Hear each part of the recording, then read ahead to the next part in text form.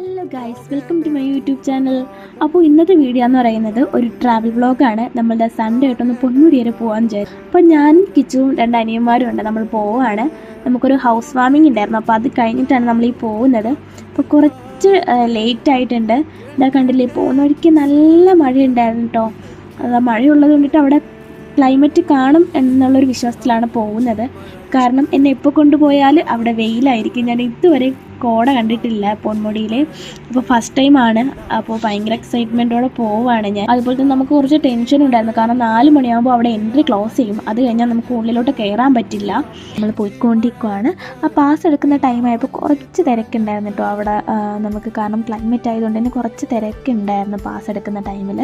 അങ്ങനെ അവസാനം നമ്മൾ എത്തി. പാസ് എടുക്കാനായിട്ട് പോവുകയാണ്.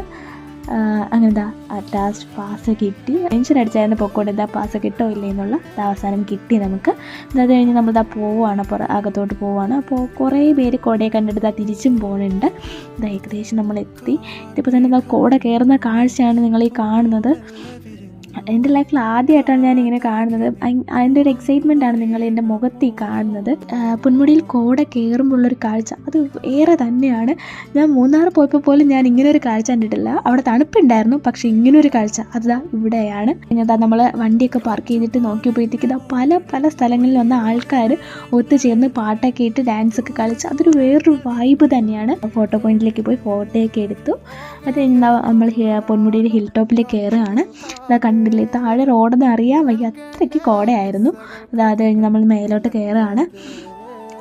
പൊന്മുടിയുടെ ഹിൽ ടോപ്പിൽ കയറി തുടങ്ങുമ്പോൾ തൊട്ട് നമുക്ക് കാറ്റായിരുന്നു കേട്ടോ.